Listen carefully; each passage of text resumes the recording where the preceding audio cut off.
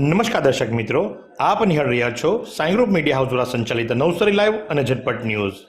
દિવસભરની ઘટનાઓથી અવગત કરાવતું એકમાત્ર બુલેટિનમાં જુઓ દેશ અને દુનિયાના આજના મહત્વના સમાચાર.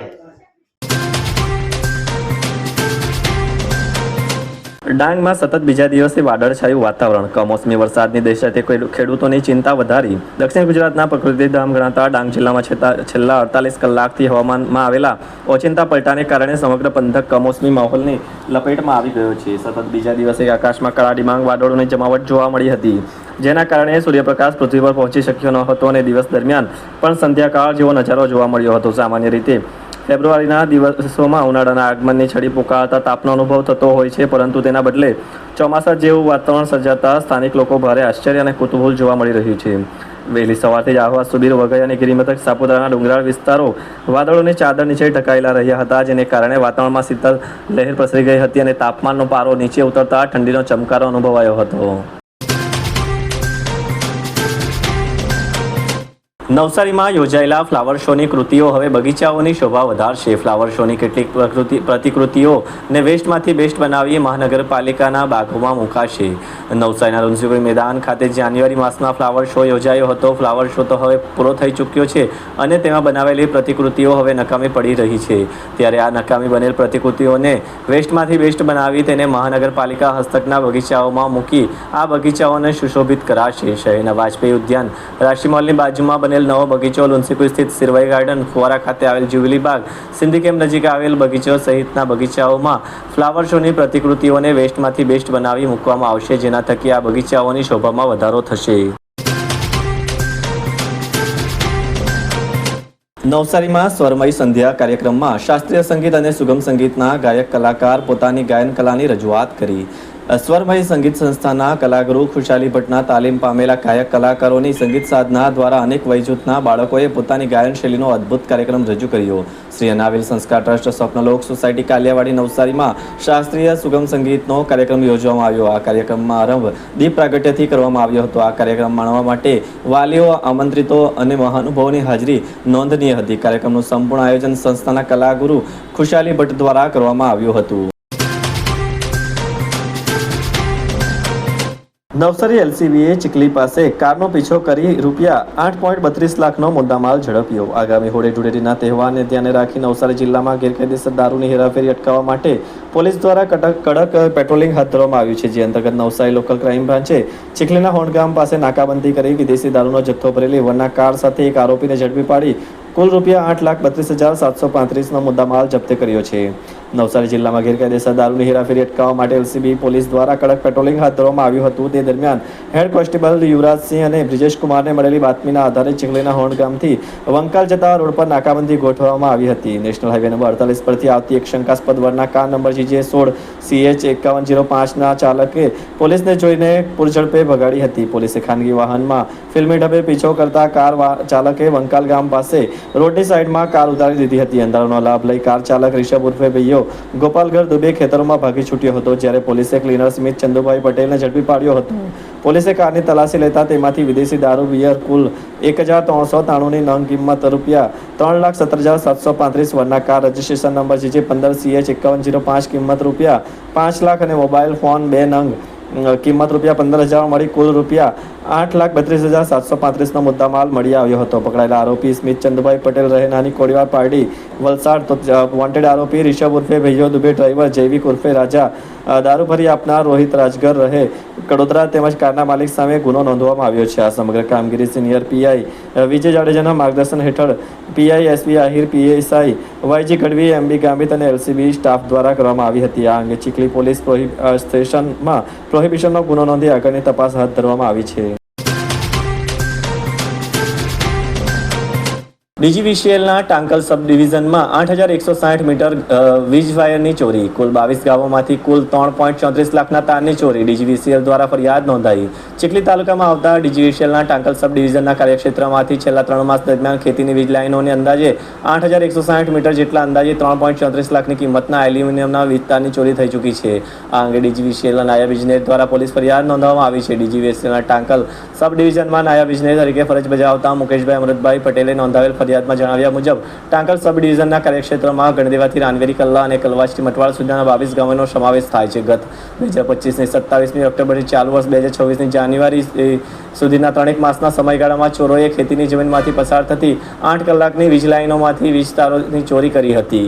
આ ચોરીઓ અંગે વીજ કંપનીની સ્થળ તપાસમાં જણાવ્યું હતું કે ચોરોએ કોઈ તીક્ષ્ણ સાધન વડે વીજ તાર કાપી કુલ 8,160 મીટર લાંબા અને કુલ 3,34,696ની કિંમતની સરકારી માલમત્તાની ચોરી થઈ હતી, જેને પગલે વીજ કંપની નાયબ ઇજનેરે સ્થળ તપાસના અહેવાલ બાદ સાક્ષીઓની વિગત સાથે અજાણ્યા ચોરો વિરુદ્ધ પોલીસ મથકમાં ફરિયાદ નોંધાવી છે.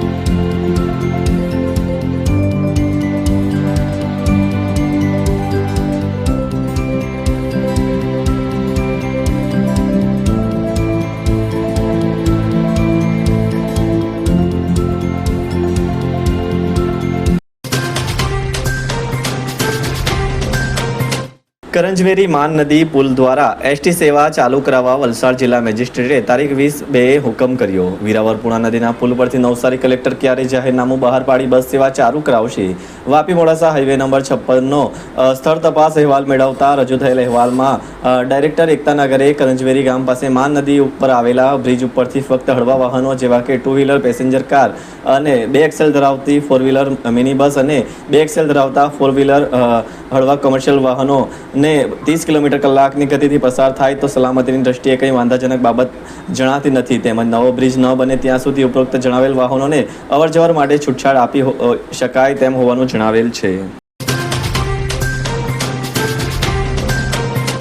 નવસારીના દશેરા ટેકરી ખાતે યુવાનની હત્યા કરનાર પિતા પુત્ર સાલેજથી ઝડપાયા. નવસારીના દશેરા ટેકરી વિસ્તારમાં રહેતા એક શ્રમિક યુવાન અને તેના જ વિસ્તારમાં રહેતા પિતા પુત્ર અને તેમના સાગરીત એક સગીરે જૂના ઝઘડાનો ખાર રાખી છરીઓ સાથે હુમલો કરી હત્યા કરી નાખી હતી. ક્રૂરતાપૂર્વક યુવાનની હત્યા કર્યા બાદ હત્યારા પિતા પુત્ર ભાગી છૂટ્યા હતા અને ગણદેવી તાલુકાના સાલેજ ગામે એક વાડીમાં સંતાયા હતા. નવસારીની એલસીબીની ટીમે ગણતરીના કલાકોમાં હત્યારાઓના સગડ મેળવી સાલેજ ખાતે વાડીમાં સંતાયેલા હત્યારાઓને ઝડપી લીધા હતા. હત્યા પ્રકરણ અંગે મળતી માહિતી મુજબ ગત 20મી ફેબ્રુઆરીએ મૃતક ચેતન રાઠોડના મિત્ર પંકજ રાઠોડની દશેરા ટેકરી ખાતે જ રહેતા રાહુલ હેમંત રાઠોડ અને હેમંત નારાયણ રાઠોડ સાથે અગાઉ થયેલા ઝઘડાના શાંતિપૂર્ણ સમાધાન માટે ચેતન અને પંકજ રાહુલ અને હેમંત રાઠોડને મળવા દશેરા ટેકરીના સાંઈબાબા મંદિર નજીક ગયા હતા. જ્યાં મામલો બિચકાતા આરોપી રાહુલ અને તેના પિતા હેમંતે એક સગીર સાથે મળી ચેતન પર હુમલો કરી તેના શરીરે આડેધડ ચપ્પુના ઘા ઝીકી દેતા ગંભીર ઈજા પામેલા ચેતનનું ઘટના સ્થળે મોત નીપજ્યું હતું. તે સમયે ત્યાં પહોંચેલા મૃતકના ભાઈ હિતેશને પણ આરોપીઓએ જાનથી મારી નાખવાની ધમકી આપી હતી અને સ્થળ પરથી ભાગી છૂટ્યા હતા. આ અંગે હિતેશે નોંધાવેલ ફરિયાદને પગલે નવસારી એલસીબી અને ટાઉન પોલીસની અલગ અલગ ટીમો બનાવી હત્યારાઓને ઝડપી લેવાની કાર્યવાહી હાથ ધરી હતી. પોલીસે સીસીટીવી કેમેરાના ફૂટેજ અને હ્યુમન ઇન્ટેલિજન્સની મદદથી તપાસ શરૂ કરી હતી. તે દરમિયાન આ ટીમો પૈકીના એક ટીમના head constable Lalusinh, police constable Arjunsinh, police constable વિજયભાઈને સંયુક્તપણે બાતમી મળી હતી કે ચેતનના હત્યારા પિતા પુત્ર ગણદેવી તાલુકાના સાલેજ ખાતે એક વાડીમાં સંતાયેલી છે. આ બાતમીના આધારે એલસીબીની બાતમી મુજબની સ્થળે છાપો મારી બંને હત્યારા પિતા પુત્ર 46 વર્ષીય પિતા હેમંત અને 26 વર્ષીય પુત્ર રાહુલને ઝડપી લીધા હતા. નવસારી ટાઉન પોલીસે હત્યાના આરોપી પિતા પુત્ર વિરુદ્ધ વિવિધ કલમો હેઠળ ગુનો નોંધી કાયદેસરની કાર્યવાહી હાથ ધરી છે. વાંસદા ખાતે સાંસદ ધવલ પટેલના પ્રયત્નો ફળ્યા. સરકાર દ્વારા વાંસદાની વિજ્ઞાન કોલેજની ભેટ મળી. સાંસદ અને નાણામંત્રી દ્વારા મુખ્યમંત્રી અને શિક્ષણ મંત્રી સાથેની ચર્ચાનો આખરે સુખદ અંત આવ્યો. વાંસદા તાલુકાને વિકાસની દિશામાં આગળ વધવા માટે વર્ષોથી ગ્રહણ લાગ્યું હતું. અહીં વિપક્ષી ધારાસભ્ય માત્ર વિરોધ કરવામાં પોતાની અને આમ જનતાનો સમય વેડફી લોકોને ગેરમાર્ગે દોરવાના સતત પ્રયત્નો કરી રહ્યા હોવાને લઈને વાંસદા ખાતે ભોળી આદિવાસી પ્રજા પાયાની સુવિધા તેમજ શિક્ષણ ક્ષેત્રે ખૂબ જ મુશ્કેલી અને હાલાકીનો સામનો કરવો પડી રહ્યો હતો. એવા સમયે પ્રજાની સેવા અને તાલુકાના વિકાસ કરવા માટે કટિબદ્ધ કેન્દ્ર સરકાર દ્વારા વલસાડ ડાંગ લોકસભા વાંસદાના પનોતા પુત્ર એવા ધવલભાઈ પટેલને ઉતારતા ધવલભાઈ પટેલ દ્વારા પોતાના પિતૃક વાંસદાને વિકાસને હરણફાળ ભરે એ સંકલ્પથી વાંસદામાં માત્ર ખૂબ જ ટૂંકા ગાળામાં અને કેન્દ્રની સહાય અપાવી આદિવાસી ગ્રામ્ય વિસ્તારમાં વિકાસની સાચી રૂપરેખા બદલી નાખી હતી. એવી જ એક ઓર રજૂઆત સાંસદ ધવલ પટેલ દ્વારા વાંસદા વિજ્ઞાન કોલેજ લાવવા માટે ઘણા સમયથી નાણામંત્રી કનુભાઈ દેસાઈ જોડે ચર્ચા કરી હતી અને દિશામાં કોઈ પણ ભોગે વાંસદા વિજ્ઞાન કોલેજ લાવવા માટેના પ્રયત્નો શરૂ કર્યા હતા. શરૂઆતમાં જ્યારે સાંસદ ધવલભાઈ પટેલ દ્વારા વાંસદા ખાતે લોક દરબાર યોજવામાં આવ્યો એ સમયે મોટી સંખ્યામાં વિદ્યાર્થીઓ ધવલભાઈ પટેલને રૂબરૂ મળી વિજ્ઞાન કોલેજ માટે રજૂઆત કરી અને આ વિદ્યાર્થીઓ દ્વારા વિજ્ઞાન કોલેજના અભાવે બીજા શહેરોમાં ભણવા જવાની અગ્રતા વિશે પણ જાણકારી આપી, જેને લઈને આદિવાસી વિસ્તારના બાળકોને ઘર આંગણે સારું અને ઓછા ખર્ચે શિક્ષણ મળે એ હેતુથી રાજ્યના મુખ્યમંત્રી અને શિક્ષણ મંત્રી જુલાઈ 2025 અને ડિસેમ્બર 2025 એમ 2 વાર લેટર લખી વાંસદામાં વિજ્ઞાન કોલેજ માટેની દરખાસ્ત રજૂ કરી મુખ્યમંત્રી અને શિક્ષણ મંત્રીને મળી આદિવાસી વિસ્તારના બાળકોની ભૂખ સંતોષવા માટે કોઈ પણ ભોગે વિજ્ઞાન કોલેજ ફાળવવામાં આવે તો આદિવાસી વિસ્તારના બાળકોનું ભવિષ્ય સુધરે અને આ અંગે સાંસદ ધવલભાઈ પટેલના અથાગ પ્રયત્નો અને રજૂઆતના દોરને લઈ આખરે સરકાર દ્વારા રજૂઆત પર મોહર લગાવી વાંસદાની વિજ્ઞાન કોલેજની ભેટો આપવામાં આવી હતી. બરડીપાડા મહાલ રાષ્ટ્રીય ધોરીમાર્ગમાં પિકઅપ પલટી જતા ગમખ્વાર અકસ્માત. જિલ્લાના બરડીપાડાથી મહાલને જોડતા નેશનલ હાઈવે નંબર 953 પર બપોરે એક ભયાનક માર્ગ અકસ્માત સર્જાયો છે. કચ્છથી બેંગ્લોર તરફ જઈ રહેલ પશ્ચિમ બંગાળ પારસિંગની એક પિકઅપ વાન પલટી ખાઈ જતા 3 વ્યક્તિઓ ઘટના સ્થળે જ કમકમાટી ભર્યા મોત નીપજ્યા છે. ડાંગ જિલ્લાના નેશનલ હાઈવે નંબર 953 પર બરડીપાડા અને મહાલ વચ્ચે આજે બપોરે એક ભયાનક અકસ્માત સર્જાયો હતો. કચ્છથી બેંગ્લોર તરફ જઈ રહેલ પશ્ચિમ બંગાળ પારસિંગની એક પિકઅપ ગાડી જોખમી વળાંક પર પલટી જતા અરેરાટી વ્યાપી ગઈ હતી. આ દુર્ઘટનામાં કુલ 12 મુસાફરોમાંથી 3 વ્યક્તિઓના ઘટના સ્થળે જ મોત નીપજ્યા હતા, જ્યારે અન્ય 9 વ્યક્તિઓને ગંભીર રીતે ઇજાગ્રસ્ત થયા હતા. અકસ્માતની જાણ થતાં જ 108 એમ્બ્યુલન્સે અને સુબીર પોલીસનો કાફલો ઘટના સ્થળે દોડી ગયો હતો. ઇજાગ્રસ્તોને તાત્કાલિક સારવાર માટે આહવા અને વલસાડની સિવિલ હોસ્પિટલમાં ખસેડવામાં આવ્યા છે. આ ઘટનાને માર્ગ વિભાગ અને સ્થાનિક તંત્રની કામગીરી સામે પણ સવાલો ઊભા કર્યા છે. મહાલથી લશ્કરિયા સુધીનો આ માર્ગ અત્યંત સાંકડો અને સિંગલ હોવાને કારણે અહીં અવારનવાર જીવલેણ અકસ્માતો સર્જાય છે. રાષ્ટ્રીય ધોરીમાર્ગ હોવા છતાં માર્ગને પહોળો કરવામાં ડાંગ રાષ્ટ્રીય ધોરીમાર્ગ વિભાગની બેદરકારી સ્પષ્ટપણે દેખાઈ રહી છે. સ્થાનિકોની માંગ છે કે હવે વધુ કોઈ નિર્દોષનો જીવ જાય તે પહેલા જિલ્લા તંત્ર દ્વારા આ માર્ગના વિસ્તૃતિકરણની કામગીરી યુદ્ધના ધોરણે હાથ ધરવામાં આવે. નવસારીમાં જમ્મુ કાશ્મીર અભ્યાસ કેન્દ્ર દ્વારા 2 દિવસીય કાર્યશાળા અને સંકલ્પ દિવસની ઉજવણી કરાઈ. જમ્મુ કાશ્મીરના સાચા ઇતિહાસ, વર્તમાન પરિસ્થિતિ અને ભારત સાથેના તેના અતૂટ સંબંધોથી લોકોને માહિતગાર કરવાના હેતુથી નવસારી ખાતે જમ્મુ કાશ્મીર અભ્યાસ કેન્દ્ર દ્વારા 2 દિવસીય વિશેષ કાર્યશાળાનું આયોજન કરવામાં આવ્યું હતું. આ કાર્યક્રમમાં દિલ્હી અને ગુજરાત પ્રાંતના પ્રતિનિધિઓ સહિત વિવિધ વિભાગોના કાર્યકર્તાઓએ ઉત્સાહપૂર્વક ભાગ લીધો હતો. દિલ્હીથી આવેલા પ્રતિનિધિએ સંસ્થાના મુખ્ય ઉદ્દેશો વિશે માહિતી આપતા જણાવ્યું હતું કે અભ્યાસ કેન્દ્ર મુખ્યત્વે 3 પાસાઓ જેવા કે એકાત્મતા, એકેડેમિક અને જનજાગૃતિ પર ધ્યાન કેન્દ્રિત કરી રહ્યું છે. કાર્યશાળામાં કાશ્મીરની સુરક્ષા અંગેની ગેરમાન્યતાઓ દૂર કરતા જણાવવામાં આવ્યું હતું કે આજે કાશ્મીર ખીણ ખૂબ જ મર્યાદિત ભાગને બાદ કરતા સમગ્ર રાજ્યમાં શાંતિપૂર્ણ વાતાવરણ છે. ગત ડિસેમ્બર જાન્યુઆરીમાં હજારો પ્રવાસીઓએ નિર્ભયતાથી કાશ્મીરની મુલાકાત લીધી હતી, જે ત્યાંની સુધરેલી પરિસ્થિતિનો જીવંત પુરાવો છે. આ કાર્યશાળાનો એક મુખ્ય ઉદ્દેશ્ય 22 ફેબ્રુઆરીને સંકલ્પ દિવસ તરીકે ઉજવવાનો હતો. 22 ફેબ્રુઆરી 1994ના રોજ ભારતીય સંસદમાં સર્વસંમતિથી ઠરાવ પસાર કરવામાં આવ્યો હતો કે પાકિસ્તાન દ્વારા પચાવી પાડવામાં આવેલ જમ્મુ કાશ્મીરનો ભાગ એ ભારતનો અવિભાજ્ય અંગ છે અને ભારત તેને પરત મેળવશે. આ સંકલ્પની યાદ તાજી કરાવવા અને જનજાગૃતિ લાવવા માટે આ વિશેષ આયોજન કરાયું હતું. 22 વર્ષથી દરરોજ લાખો જીવનોમાં આશા અને આરોગ્યનું પ્રકાશ આપતી Kejal life in multi speciality hospital. અદ્યતન સુવિધા સાથેની હોસ્પિટલ, અનુભવી ડોક્ટરો અને ટેકનોલોજી સહિત ઓપરેશન થિયેટર્સ, આઈસીયુ અને એનઆઈસીયુ વિભાગ, 24 કલાક ચાલતી ઇમરજન્સી સર્વિસીસ, મેડિકલ સ્ટોર અને લેબોરેટરીની સુવિધા પણ ઉપલબ્ધ છે. હોસ્પિટલ સેવાઓ જેમ કે ઓર્થોપેડિક વિભાગ, મગજ અને સ્પાઇન વિભાગ, યુરોલોજી અને હૃદય રોગ વિભાગ, જનરલ સર્જરી વિભાગ, ઈએનટી અને ગેસ્ટ્રોએન્ટરોલોજી વિભાગ, બાળ રોગ વિભાગ, ફિઝિયોથેરાપી સુવિધા, ડેન્ટલ, મનોચિકિત્સા વિભાગ, સ્કિન એસ્થેટિક અને પ્લાસ્ટિક સર્જરી વિભાગ અને 800થી વધુ ડાયાલિસિસ કરતું નવસારીનું એકમાત્ર ડાયાલિસિસ સેન્ટર. પરિવાર દીઠ 10 લાખ સુધીની પ્રધાનમંત્રી જન આરોગ્ય આયુષ્માન યોજના કાર્ડની સુવિધા અને વાહન અકસ્માતના સમયે 50,000 સુધીની વાહન અકસ્માત સહાય યોજના અને કેશલેસ સુવિધા પણ ઉપલબ્ધ છે. Kejal life in multi speciality hospital. તમારું સ્વાસ્થ્ય અમારું ધ્યેય.